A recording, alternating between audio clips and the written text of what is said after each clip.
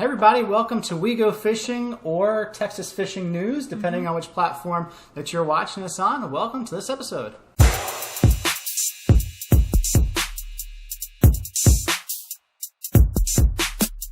All right, and Karen is here with me, and we have something that's, I don't know, it's pretty cool. I'm pretty excited to show you how to become an elite angler, which I now am. Yes, Karen got her Saltwater Elite Angler Award from the Texas Parks and Wildlife. It's something we've been working on for, let's see, Karen, what was it, a year and a half now? Yeah, about a year and a half? Maybe 2 years. And what are the fish you got it for, first of all? Yes, I will tell you which fish. Let's tell you what fish, and then we'll tell them how they can do it too. Yes, okay. How you can do it. Well, to do that, I'll explain what these are. Yeah, you need those. This is the Texas Parks and Wildlife Big Fish Award.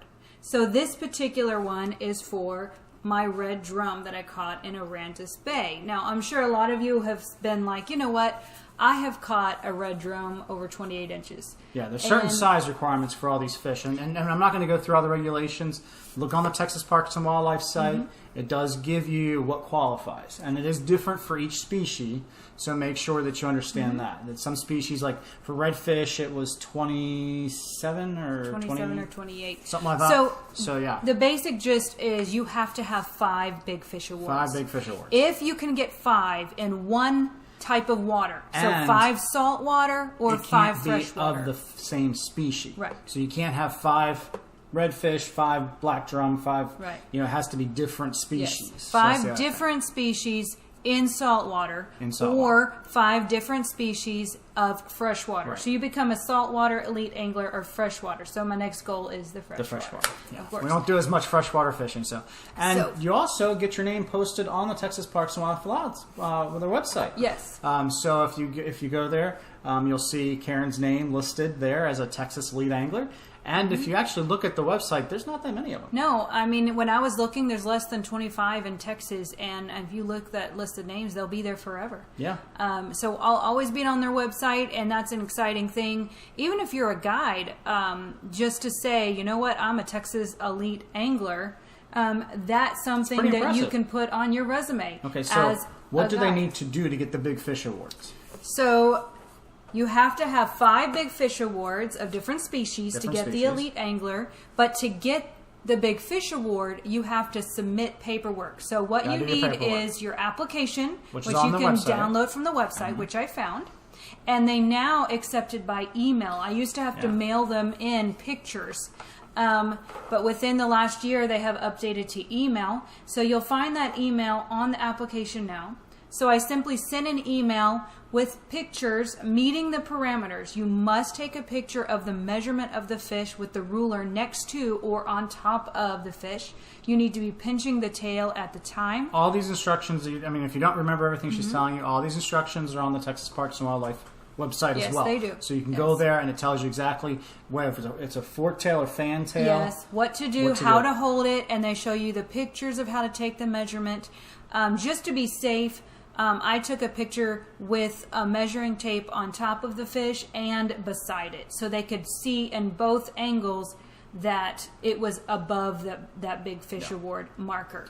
So whenever you know those markers, you can write them down so that when you catch fish, you go ahead and take those photos and you remember not to just release it right away. So you got to measure it. Weight if you have it. Weight's not required for an elite angler. For me, I never weighed the fish because some of them I released. So we didn't. Yeah, not all of them were kept. So, but we had the pictures of the measurement, and that's the biggest point. Yes. Filling out the paperwork and getting the accurate measurement. And again, this is where some of you don't use bump boards or you don't use those sort of official measuring devices, but you really do. On my boat, I have and you'll see it. I have the gray measuring, but that's not as accurate. Right. So you got to get, and that's why I've got the orange one. That's as well because that's an accurate. I mean, precise. and the bump boards they accept, but they also show that they want a picture of a measuring tape. Tape measure. To so it. I have a tape they measure. They want to see the inches going up. The last thing you need to do is you need to take a picture with you yourself holding that exact fish. Yeah. And that's so that you can't, fraudulently get that award. So I can't go and get a 10-pound bass picture from a friend and submit it. So I need to be holding that exact bass and that exact picture. And they do check the paperwork because it does take some time to get it back. So when you submit your applications, it was taking several months to get it don't back. be discouraged if you just listen to this and you're like, oh man, I'm going to submit my paperwork. It did take 6 months to get one of the applications back. So it's been taking a while. And the reason that I got it within 2 years, even though it's taking 6 months, is because I would submit several at once. Yeah. So what I'll fish tell did you you which get? fish Which fish here. did you get? Black drum. You'll see that video. That was a monster one. It was huge. First trip on the boat. Yeah. First trip on the boat, she caught that one. Cool. Yeah. It was the biggest fish I've ever caught, and it was way too big to keep. But they call those the big uglies. The ladyfish was on the beach. Yeah, caught that right on the surf. When I caught that, I could not believe the size. That was massive. And I didn't think they had a big fish award for ladyfish because I thought, hey, we just cut them up and use it as bait most of the time. But he looked up on his phone really quick because I was going to cut it up for bait. And I was like, you know what, honey, wait, before you do that, let's look it up. Like, and sure enough, the Yeah. ladyfish I had was big enough for a big fish award. Yeah. They don't normally get that size. No, so it was huge. And but we still did use it for bait. But sometimes you think, with a ladyfish, you think you have a tarpon sometimes. Yeah. The way that big one. All right, and then that same day, I happened to catch a spotted sea trout. Same trip. In the Gulf. And I actually have a Gulf of Mexico saltwater award for that. The CPR. Yeah. So that sea trout, Release. I have a catch and release record for that as the biggest catch and release on the Gulf of Mexico. I don't think that's true. No. Even though it was big enough to be a big fish award, I have seen bigger trout being pulled out of the surf. They don't take the pictures, but they're not doing their paperwork. That's right. Anyhow, then we're on to the southern flounder. Yeah, caught a flounder. And that one, we were waiting for our boat to get fixed. We went over to the jetties just for a couple hours in November. Yeah. And which you can't catch them in November anymore. No, you can't. By the way. No, it was in February. Was it in February? I think it was February. I know it was winter. I had a jacket on. It was cold. And another jacket on top of that. South Texas cold. Yeah, it was like South Texas cold. And I didn't even have bait. I think I was just jigging a jig head on a... Jigging, we were actually jigging for them. We were jigging for Yeah, but off I the think bottom. we were using gulps. jig heads and gulps. I think because, we were using jig heads and gulps. we didn't have that much time. And so we'll just go to jetties, mess around.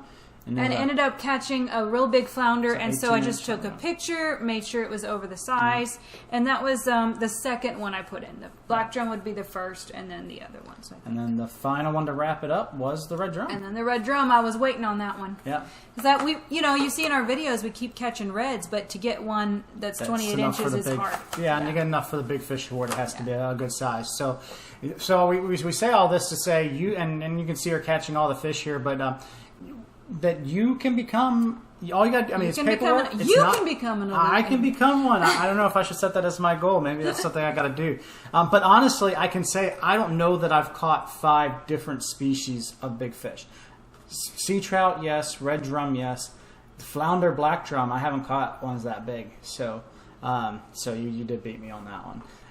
But I will say I did have some hand in teaching a little bit about fishing, so maybe so it makes me feel kind of good too that here you were able to do that, and it's a great achievement. It's something that just but the point of us showing you this and telling you about it is so you can go out and do this too.